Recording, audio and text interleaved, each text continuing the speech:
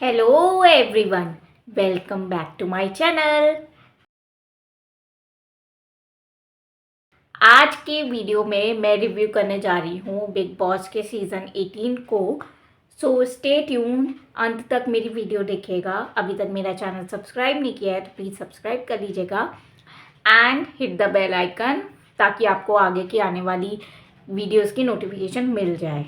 और अगर ये वीडियो आपको पसंद आए तो प्लीज़ इसको एक लाइक बटन ज़रूर दीजिएगा। तो चलिए वीडियो स्टार्ट करते हैं। Let's get started. Big boss season 18 का मैंने सबसे पहला एपिसोड, जिसमें सारे कंटेस्टेंट्स को इंट्रोड्यूस किया था, वो वीडियो देखी थी। बट इस साल की कंटेस्टेंट लिस्ट देख के मन इतना हतोत्साहित हो गया कि कोई भी ऐसा चेहरा नहीं था जिसको मतलब देखने के लिए बिल्कुल दिल लालायित हो और बहुत ज़्यादा एक्साइटमेंट हो। ऐसा कोई भी चेहरा नहीं था। हाँ, थोड़ा कुछ हद तक बस करण वीर मेहरा के लिए कह सकती हूँ, क्योंकि वो खतरनाक खिलाड़ी मैं देखती थी और उसका विनर बन के आया था। तो वो रियल लाइफ में कैसा है वो देखने का थोड़ी सी दिलचस्पी थी, बट इतनी नहीं कि उसके लिए ही सिर्फ बिग बॉस देखा जाए। मैं ये बोलूँगी, ये मेरा पहला रिएक्शन था सारे कंटेस्टेंट लिस्ट को देख के। सो प्रीमियर एपिसोड के बाद मैंने बिग बॉस देखना ये डिसाइड किया कि मैं बिग बॉस नहीं देखूँगी। But to my surprise, within 3 weeks दो वाइल्ड कार्ड एंट्रीज का अनाउंसमेंट हुआ कि दिग्विजय राठे और कशिश जाने वाले हैं बिग बॉस के अंदर। तो दिग्विजय, चूँकि मैं उसकी जर्नी देख चुकी हूँ रोडी से और स्प्लिट्स विला से, एक वो इंसान जो जिसके रोडी से पहले सिर्फ 7,000 फॉलोअर्स थे इंस्टाग्राम्स एंड बाकी अकाउंट्स पे, और वो एकदम से ग्रू करके उसके हो जाते हैं स्प्लिट्स विला करने के बाद एकदम से 1 मिलियन से ऊपर। सो ये एक अपने आप में बहुत बड़ी अचीवमेंट है कि 1.5 साल पहले एक इंसान जस्ट नोबडी, कोई उसको जानता तक नहीं था, और वो एकदम से एक इतना नोन पर्सनालिटी कि वो नहीं भी जीता स्प्लिट्स विला, लेकिन लोग उसके लिए रोए फिनाले के एपिसोड में, इंक्लूडिंग मी, कि इस जो डिजर्विंग बंदा है जिसने अपना हार्ट एंड सोल पूरे इस शो के लिए लगा दिया है, उसको ट्रॉफी ना मिले तो बहुत दुख होता है। एक सिंपल साफ दिल के इंसान को जो बहुत ज़्यादा बोलने वाला नहीं हो, फालतू का ऊट पटांग कुछ भी, जहाँ जितनी रिक्वायरमेंट हो उतना बोलना और फैक्ट्स पे बात बोलना, जिस बात में लॉजिक हो वैसा बोलना, ऐसी पर्सनालिटी बहुत कम देखने मिलती है हमें। सो दिग्विजय को देखने के लिए मैं बहुत एक्साइटेड थी बिग बॉस के लिए, एंड मैंने बिग बॉस देखना स्टार्ट किया। बिग बॉस के कुछ एपिसोड्स ही ऑब्जर्व करने के बाद ये पता चल गया था कि इस बार के मेकर्स अंधे बहरे लूले लंगड़े सब कुछ हो गए हैं। कुछ जो उन्हें दिखाना चाहिए वो दिखा नहीं रहे, और बेफालतू की चीज़ें दिखाए पड़े हैं, और उस चक्कर में टीआरपी एकदम ज़ीरो हो चुकी है। मैं ये बात बोलूँगी कि शुरुआत के 1-2 हफ्ते में बिल्कुल मेरे को मज़ा ही नहीं आ रहा था। एकदम एकदम ठंडा पड़ा हुआ था शो।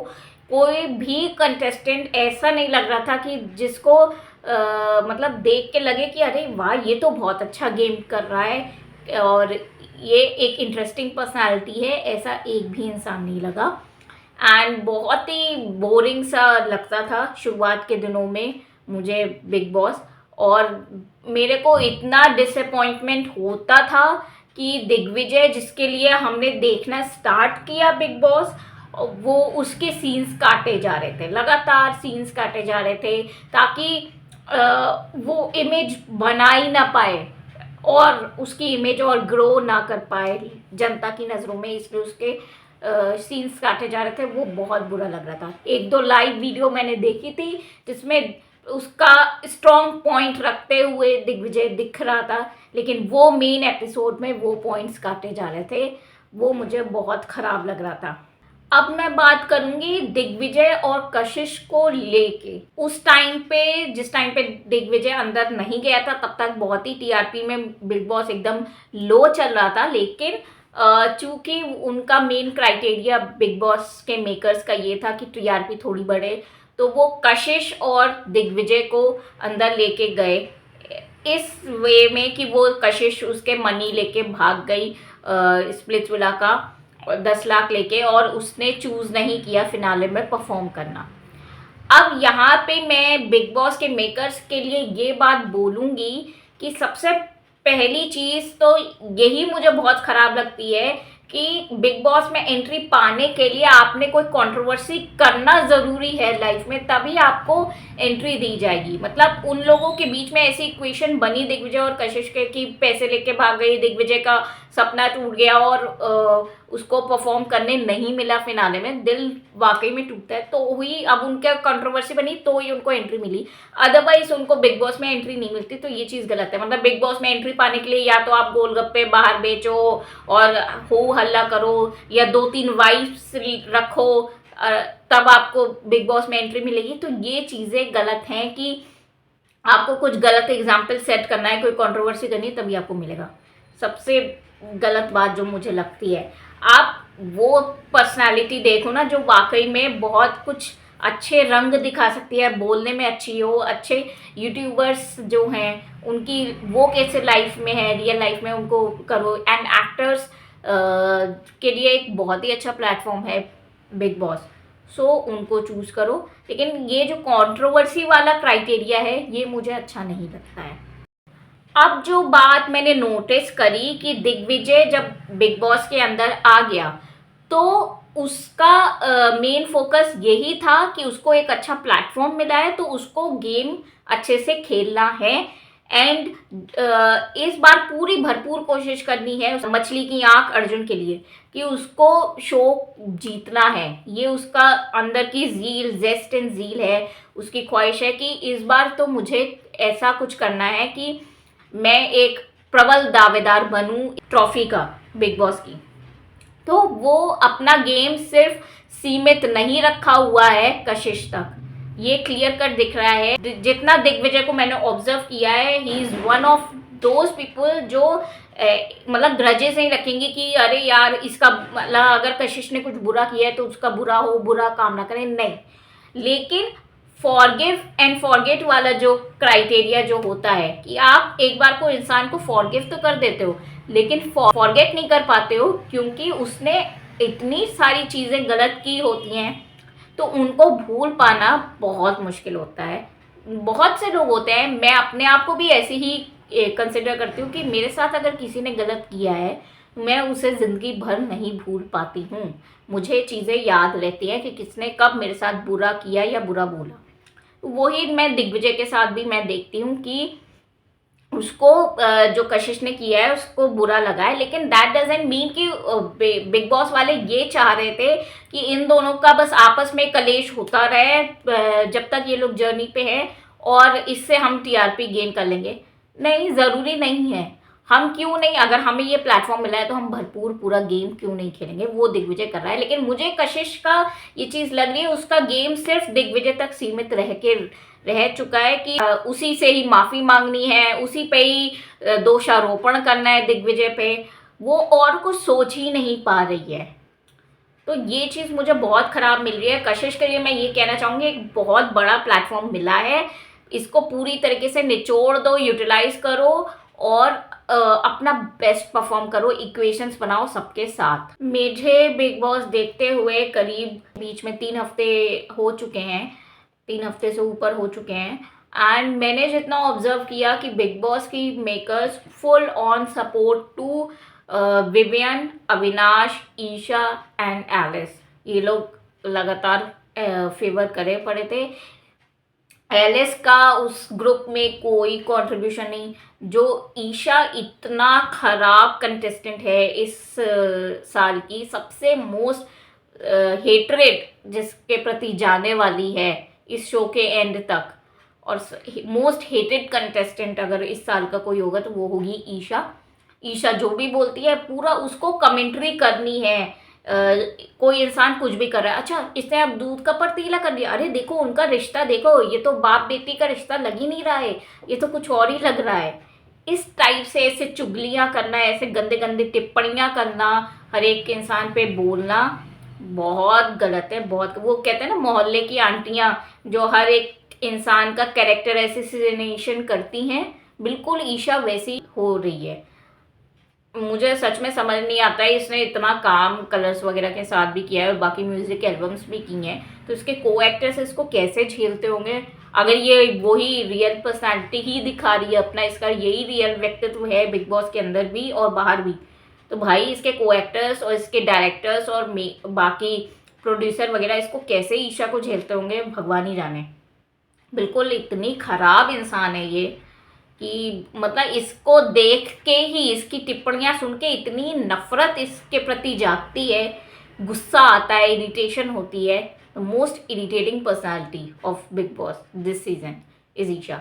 एंड एलिस का वो है जो ईशा कह रही है उसमें, हाँ हाँ मुझे यही बात सही लगी, ये तुम बिल्कुल ठीक कह रही है, वो इतना ही बोलती है और उसका कुछ था ही नहीं इस शो में कंट्रीब्यूशन।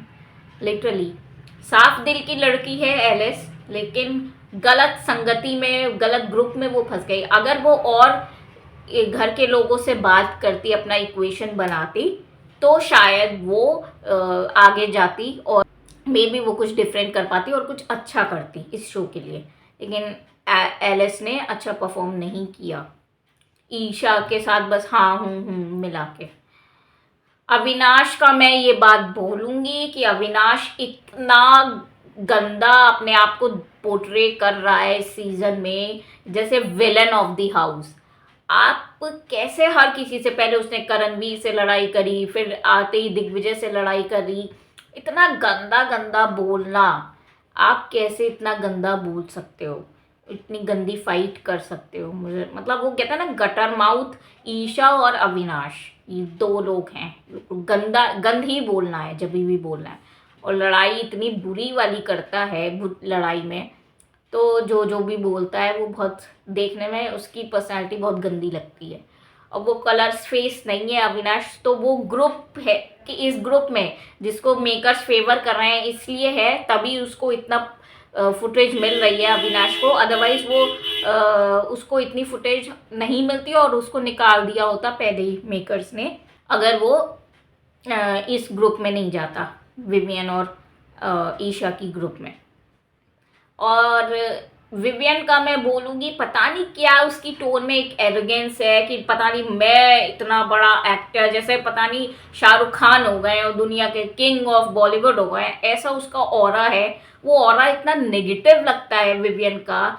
मेरी कॉफ़ी, हाँ तूने तो कभी वो कॉफ़ी पी नहीं होगी, ऐसे दूसरों को छोटा दिखाना। ये जब से मैंने देखना शुरू किया है कि इतना गंदा दूसरों को पोर्ट्रे करता है और डिसइंटरेस्टेड सा लगता है सब, बाकी सबसे बात करने में अपने ग्रुप के अलावा, तो वो विवियन की पर्सनालिटी मुझे बिल्कुल अच्छी नहीं लगी।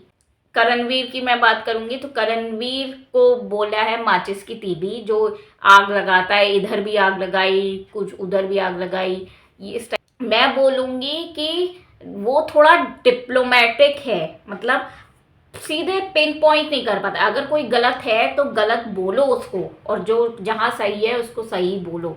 वो पर्सनालिटी उसकी अगर वो कर ले, जैसे शिल्पा शिरोडकर ने वाले टास्क में, मतलब वो गॉड टाइम बनाने में विवियन को चुना और बैठी रहती है हमेशा करण के साथ, तो करण को एग्जैक्ट ठीक वे में बोलना था कि आप बैठी तो हमेशा मेरे साथ रहती हो, मेरे साथ बातें करती रहती हो, तो गॉड टाइम बनाने के टाइम में आपने क्यों विवियन को चुना और वोटिंग में मेरा नाम क्यों लिखा, आपने विवियन का क्यों नहीं लिखा। या तो वोट, अगर आपके लिए आप कहती हो कि दोनों इक्वल है तो दोनों को वोट करो।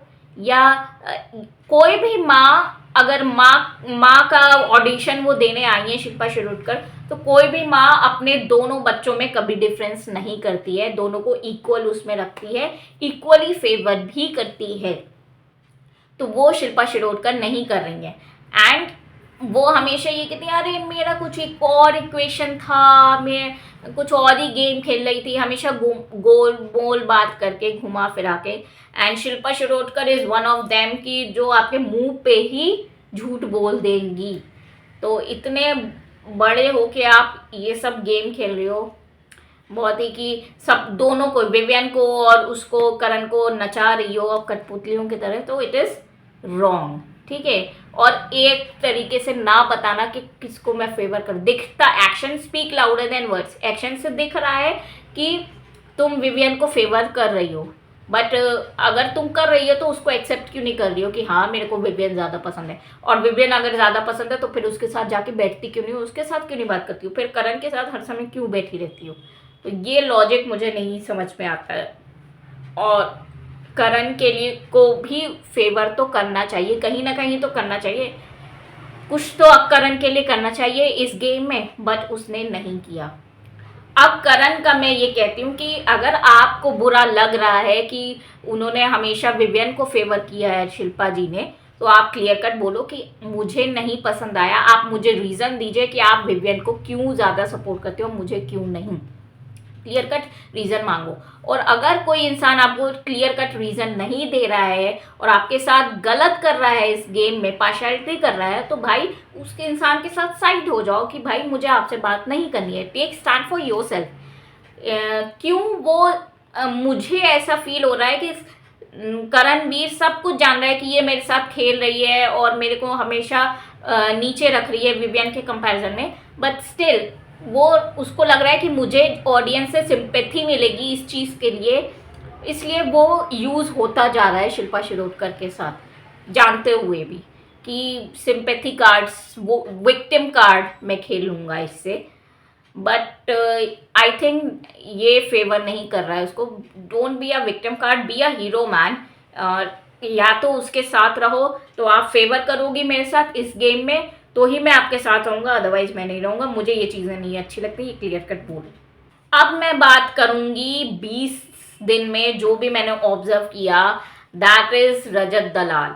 मैं मतलब उसको पहले से नहीं, मैंने बस नाम सुना था रजत दलाल का, उससे पहले कभी उसको जानती वानती नहीं थी। बिग बॉस में जब वो आया तब मैंने थोड़ा बहुत उसके बारे में गूगल वगैरह पे सर्च वगैरह किया, तब मुझे पता चला कि बाहर उसके क्या क्या कंट्रोवर्सी हो रखी हैं। तो वो चीज़ अब मुझे, अब बाहर सब लोग बोल रहे हैं कि वो गंदी हरकतें करता है, गंदी बातें करता है, तो उसको बिग बॉस में लाने का क्या फ़ायदा है या उसको कैसे सपोर्ट करें, ये चीज़ वैलिड पॉइंट है। बट मैं ये बात बोलूँगी कि इस शो को अगर कोई चला रहा है, कोई रूल कर रहा है अभी तक, तो वो है रजत दलाल। क्या दिमाग लगाता है वो अपने नॉमिनेशन में, वो जो वो साइन वाला नॉमिनेशन का टास्क था, उसमें उसने क्या गणित अपनाई, क्या इक्वेशन करी कि उसको सारा बचानी थी और सारा वो बच गई, बाकी के 7 लोग नॉमिनेट हो गए। That was commendable, awesome. And also 2 time, एक तो ये उसने सारा बचा ली, यहाँ पे उसको फुल कूडोस टू हिम, रजत दलाल को। सेकंड विवियन, ये बात मतलब विवियन एंड ईशा एंड विनाश और एलिस, ये लोग अपना दिमाग लगा ही नहीं पाए कि ये सारा को बचाना चाहता है। तो अगर जो एंड के लोग जो नॉमिनेट करने आ रहे थे साइन वाले नॉमिनेशन टास्क में, अगर वो सारा का नाम लगातार कर लेते तो सारा भी नॉमिनेट हो जाती और रजत की सारी इक्वेशन धरी की धरी रह जाती। बट किसी और ने अपना दिमाग लगाया ही नहीं, और जब रजत टाइम गॉड था तो उसने सारा को बचा लिया। So for that hats off to him. And बाकी जितना भी ऑब्जर्व किया, तो सबसे ज़्यादा दिमाग लगाने वाला, फुटेज भी कैप्चर करने वाला, स्क्रीन टाइम कैप्चर करने वाला मुझे रजत लगा, जो मतलब कहीं पे सॉफ्ट भी है और कहीं पे बहुत लाउड भी है और दिख रहा है ज़्यादा से ज़्यादा, मतलब एनर्जेटिक इंसान लगता है वो बिग बॉस के अंदर कि हाँ कुछ कर रहा है। उसका गेम मुझे बहुत अच्छा लग रहा है रजत दलाल का। अब इस शो की बात है तो मैं शो में जो अच्छा कर रहा है, जो अच्छा दिख रहा है, उसके लिए मैं बोलूँगी। बाहर का दुनिया को अभी मैं साइड में रख देती हूँ, रजत दलाल का आई डोंट नो, मुझे सपोर्ट करना चाहिए नहीं करना चाहिए, आई डोंट नो। लेकिन ये बात से मैं डिनाई नहीं कर सकती कि वो बिग बॉस के गेम में बहुत अच्छा खेल रहा है। And apart from Digvijay, he is my favourite. और फिर सेकंड, जब टाइम गॉड बनाने का टाइम था दिग्विजय को पिछले हफ्ते, तब जो उसने समीकरण ने करा वो भी कमेंडेबल था। विवियन अपना दिमाग नहीं लगा पाया कि मुझे दिग्विजय को टाइम गॉड बनने नहीं देना है। करण को तो ऑब्वियसली सब लोग रजत कोई ना कोई रजत नॉमिन हटा देता टाइम गॉड के उससे टास्क से, या कोई और हटा देता। सबसे ज़्यादा अगर किसी को नापसंद घर के अंदर किया जा रहा है तो वो है करणवीर मेहरा। तो विवियन ने ये दिमाग नहीं लगाया। अविनाश ने इशारा भी किया था उस टास्क में, टाइम गॉड के टास्क में, कि दिग्विजय को निकालो, स्विमिंग पूल में डालो, उसको टाइम गॉड मत बनने दो। बट विवियन नहीं समझा और विवियन ने उसको गिरा दिया, करणवीर मेहरा को, जिसकी वजह से दिग्विजय टाइम गॉड बन गया। और ईशा और अविनाश बहुत इजीली, इन दोनों में से कोई एक बन सकता था टाइम गॉड, बट नहीं बन पाया। तो यहाँ पे रजत दलाल की चालाकी मैं कहूँगी कि जब वो रेस लगाना था सबके साथ, पहले वाले में वो कहीं अंदर घर के अंदर चला गया, ठीक है, पहले वाले में नहीं भागा, दूसरे वाले में नहीं भागा, तीसरे वाले में नहीं भागा, चौथे वाले में उसको भागना था। और चौथे वाले में उसने सारा को वो कर दिया था, तुझे कैसे भी करके जीतना है, और जीतने के बाद तुझे, उसने सारा को बोल दिया कि तुझे अविनाश को निकालना है। तो अविनाश को उसने निकाल दिया। एंड चौथे में बाय हुक और बाय क्रुक वो जीत गया रजत दलाल, जबकि श्रुतिका उससे आगे निकल गई थी। और श्रुतिका अगर जीत जाती तो बग्गा जी को वो टाइम गॉड बनाती, बट किसी तरह रजत दलाल जीत गया एंड उसने दिग्विजय को बनाया टाइम गॉड। ऐसे करके दिग्विजय टाइम गॉड बना। यहाँ से मैं दिग्विजय के लिए बोलूँगी, मुझे क्लियर कट अभी तक दिग्विजय और रजत दलाल का जो भाईचारा था वो दिख रहा था शो में, ठीक है। दिग्विजय ने भी उसको वो टी वाला टास्क था जिसमें रजत दलाल टाइम गॉड बनने वाला था, उसमें मदद करी और उसको जिताया, ठीक है। थोड़ा बहुत जैसे नॉमिनेशन से के जो 5-6 लोग थे उसमें रजत दलाल ने सेव किया दिग्विजय को, कि मैं दिग्विजय को सेव करना चाहता हूँ। तो दोनों एक दूसरे के लिए कर रहे थे अब तक, लेकिन दोनों में रिफ्ट आ गई ऐसे कि जब दिग्विजय ने टाइम गॉड बनने के बाद ये एक्सेप्ट नहीं किया कि वो टाइम गॉड रजत दलाल की वजह से बना है, उसके दिमाग लगाने की वजह से बना है, स्ट्रैटेजी बनाने की वजह से लगा। दिग्विजय ने कहा मैं अपने माइंड की वजह से टाइम गॉड बनाऊं। I like Digvijay personally a lot, but अगर कहीं मैं ऐसी हूँ कि मेरे को फेयर हर चीज़ में रहना पसंद है, इधर इट शुड बी ब्लैक और वाइट, मुझे ग्रे कुछ भी नहीं पसंद है। दिग्विजय यहाँ पे गलत है तो गलत है। अगर रजत ने उसको बनाया है टाइम गॉड तो उसको एक्सेप्ट करना चाहिए दिग्विजय को। यहाँ पे तुम ये नहीं कह सकते कि अपने माइंड से बनाया। बिग बॉस के टास्क ही ऐसे होते हैं जहाँ पे आपको टीम वर्क करना ही पड़ेगा। आप इंडिविजुअल अपने आप टास्क परफॉर्म करके कुछ नहीं बन सकते, टाइम गॉड नहीं बन सकते। तो जो कशिश ये कह रही है कि तुम खैरात में टाइम गॉड बने हो, तो मैं एक बात बता दूं कि कशिश यहाँ पे मतलब ठीक है कि हाँ खैरात में मिली है एक बार को, चलो मान लिया, लेकिन खैरात में तो फिर विवियन को भी 2 बार टाइम गॉड की पदवी मिली है। कैसे कि पहली बार उसे शिल्पा शिरोडकर ने टाइम गॉड बनाया, वहाँ पे उसे खैरात में टाइम गॉड बनने का मौका मिला विवियन को। सेकेंड टाइम जब दिग्विजय और करणवीर में टाइम गॉड के लिए टास्क हो रहा था, तब वो डंडा सबके हाथ में था, रजत के भी हाथ में था, दिग्विजय के भी हाथ में था और करणवीर के हाथ में था। इंस्टेड ऑफ एक बार फिर से दोनों तीनों कंटेंडर में टास्क होने के बजाय बिग बॉस ने खैरात में विवियन को टाइम गॉड सेकेंड टाइम बना दिया। तो सबसे ज़्यादा खैरात में अगर किसी को टाइम गॉड की पदवी मिली है तो वो है विवियन। तो आप ये भी चीज़ पोर्ट्रे करो। ये कल को अगर कशिश भी टाइम गॉड बनती है तो उसको भी बनाने के लिए बाकी के घर वाले ही अपनी स्ट्रैटेजी लगाएंगे और कुछ करेंगे, अदरवाइज वो नहीं बन सकती टाइम गॉड। बिग बॉस में इंडिविजुअल का तो कोई खेल ही नहीं है, ठीक है। अब जब दिग्विजय टाइम गॉड बन गया और वो ड्यूटीज सबको बांट रहा था, तो वो इतना इरिटेटिंग बिग बॉस का बार बार बीच कन्वर्सेशन के बोलना इतना खल रहा था, इतना इरिटेटिंग लग रहा था। Why can't you just give some time, लोगों को उनका पर्सनल गेम खेलने दो। Bigg Boss, you can't interfere in between. आपका बोलना बार बार बीच बीच में टोकना इतना खराब लगता है। अपनी इस टैक्टिक को प्लीज सुधारिए बिग बॉस के मेकर्स। एंड पहले जैसा बिग बॉस था कि इंडिविजुअल गेम हर एक को अपना खेलने देते थे, कौन अच्छा जा रहा है कौन बुरा जा रहा है इसमें बिग बॉस कुछ नहीं बोलते थे। अगर कुछ बुलवाना होता था तो मेकर्स सलमान खान को बुलवाते थे वीकेंड के बारे में, तो वो चीज़ ही करनी चाहिए। एंड ये चीज़ नहीं कि आप बीच बीच में बोल रहे हो उसको, आप उसकी कोर्स की इतनी हंसी उड़ा रहे हो, नीचा गिरा रहे हो। कंटेस्टेंट क्या करेंगे?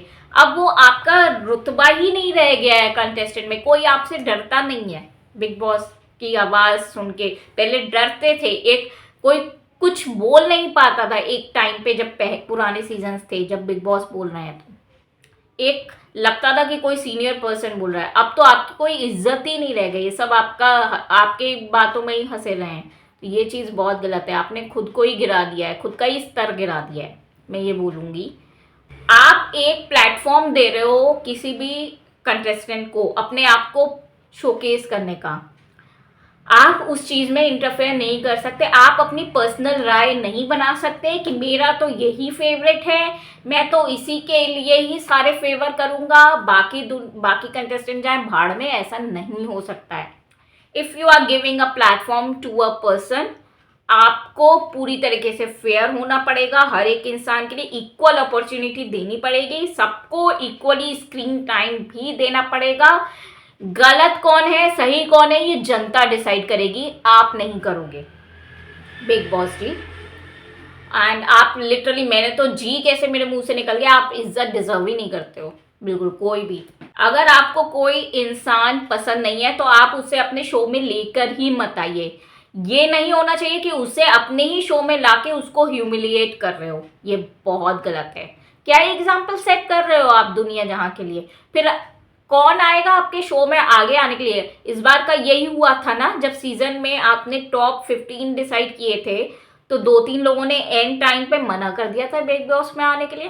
तो यही अंजाम होता रहेगा आपका अगर आप ये चीज़ करते रहोगे। और टीआरपी में भी इस बार सबसे डाउन है टीआरपी इस सीजन की, क्योंकि आप लगातार ईशा और विवियन को ही सपोर्ट करे पड़े। अरे भाई, उस ईशा की नॉनसेंस नहीं सुनना किसी को, भाई उसके सीन्स काटो, उसका स्क्रीन टाइम काटो अगर काटना ही है तो। वो चुगली आंटी जो होती हैं मोहल्ले की, जिनको हर एक इंसान पे टिप्पणियां करनी होती हैं, वो तो हम अपने नॉर्मल लाइफ में हर कोई देखता है, तो हमें इस शो में नहीं देखना है। वो कोई एंथुजियास्टिकली सारे टास्क अच्छे से परफॉर्म करे, अपने सारे रिश्ते अच्छे से करे, सही को सही और गलत कहने वाला कोई इंसान हो, वैसी पर्सनालिटी हमें इंसान पसंद आती है। जैसे गौतम गुलाटी की थी, सिद्धार्थ शुक्ला की थी, वे उस टाइप की पर्सनालिटी को हम देखना चाहते हैं। स्टार्टिंग के सीजन्स में प्रवेश राणा था, वो बहुत अच्छा करता था। तो ये 2-3 नाम हैं जिनको हम आइडियलाइज करते हैं बिग बॉस के शो में। ऐसी पर्सनैलिटी चाहिए, ना कि ईशा जैसी। एंड विवियन जो डिसइंटरेस्टेड सा लगता है शो में, बिल्कुल मतलब कुछ कर ही नहीं रहा है, कहीं स्टैंड नहीं ले रहा है, कुछ बोलना नहीं, बस अपनी कॉफ़ी, उसी के आगे उसका पूरा शो चलता रहता है। बस मेरी कॉफ़ी, मेरा सब कुछ, मेरी कॉफ़ी की मशीन, उसके अलावा उसका कोई गेम ही नहीं है। इतना बोरिंग सीज़न है, मैं बता नहीं सकती। मेकर्स, अगर आपको सच में टीआरपी इस सीज़न की चाहिए तो दिग्विजय के मैक्सिमम सीन्स दिखाइए एंड ऑल्सो उसको ह्यूमिलिएट करना बंद कीजिए, तभी व्यूअर्स आपसे जुड़े रहेंगे। अदरवाइज जो पहले हाल था शायद उससे भी डाउनग्रेड हो जाएगा टीआरपी। बता रही हूँ, ये बढ़ने नहीं वाली है। द वर्स्ट सीजन एवर का टैग मिल जाएगा इस सीजन को। ये आपका सबसे गंदी चाल थी कि दिग्विजय के सीन्स काट के उन 3 महान मूर्तियां और वाइल्ड कार्ड्स लड़कियां लेके आने के लिए, जो मतलब हॉटनेस क्वेश्चन नहीं चाहिए था इस सीज़न में, लव एंगल किसी का नहीं चाहिए ज़बरदस्ती का, एक सेंसिबल पर्सन चाहिए इस सीज़न में जो अच्छे से गेम को चलाए। अभी मुझे सिर्फ रजत वैसा दिखा है थोड़ा कुछ हद तक, उसके अलावा मुझे और कोई नहीं दिखा है। And second most is Digvijay. So ये दोनों के अलावा इस शो में कोई और जान डाल ही नहीं रहा है। Up to some extent Karanveer मुझे अच्छा लगता है। अगर वो बस वो डिप्लोमेटिक होना छोड़ दे और वो विक्टिम कार्ड करना छोड़ दे तो करणवीर भी बहुत अच्छा है। तो ये तीन बहुत अच्छे हैं। एंड इस बार की मुझे इतना डिसअपॉइंटिंग ये चीज़ लग रही है कि कोई भी लड़की ऐसी नहीं है जो मैं कहूँ अरे यार ये बहुत अच्छा कर रही है। मतलब लड़कियों को इस बार क्या हो गया है इस सीज़न की समझ में नहीं आता है कि बिल्कुल कोई जान नहीं है किसी के अंदर कि उसको आइडियलाइज करें, उसको देखने का मन करे। ऐसी कोई भी लड़की नहीं है। इस बार मर्दों का शो लग रहा है बिग बॉस का। सब कुछ अगर कुछ कर रहे हैं तो मर्द कर रहे हैं। और मुझे नहीं पता था कि टीआरपी बढ़ाने के लिए उन लड़कियों को लाना is a toxic step, nonsense step मैं कहूँगी। It was a bullshit step. मतलब नहीं देखना भाई, ऐसी लड़कियों को नहीं देखना लिटरली। उन तीनों में से ईडन रोज मुझे थोड़ी ठीक लगी, बोल सकती है बहुत अच्छा। अगर उसको कोई पोक करे तो वो बहुत अच्छा लड़ेगी। तो वो थोड़ा बहुत अभी तक थोड़ा वाइल्ड कार्ड का उसने जस्टिफाई किया है। अदरवाइज बाकी दो तो मतलब हमें 18+ एडल्ट नहीं देखना है कि हम गंदे सीन्स देखने के लिए बिग बॉस नहीं देखते हैं। वी वांट कि एक शो में अगर अलग अलग पर्सनालिटीज़ हैं तो वो तालमेल कैसे बैठालती हैं आपस में एक दूसरे के साथ। 3 महीने तक, 3 महीने का शो बहुत बड़ा शो होता है। अगर कोई फेक कर रहा होता है स्टार्टिंग में तो फेक 3 महीने तक नहीं किया जा सकता है, अपनी असलियत बाहर आई जाती है। तो ये था मेरा पार्ट 1 रिव्यू इस साल के सीज़न का बिग बॉस का। जल्द ही मैं सेकंड पार्ट लेके आऊँगी। बहुत कुछ बात करनी है, अभी रिव्यू अधूरा है। So stay tuned. तो ये थी मेरी आज की वीडियो। कैसी लगी आपको प्लीज़ कमेंट सेक्शन में बताइएगा, और अच्छी लगी है तो लाइक बटन दबा दीजिएगा। Thank you for watching.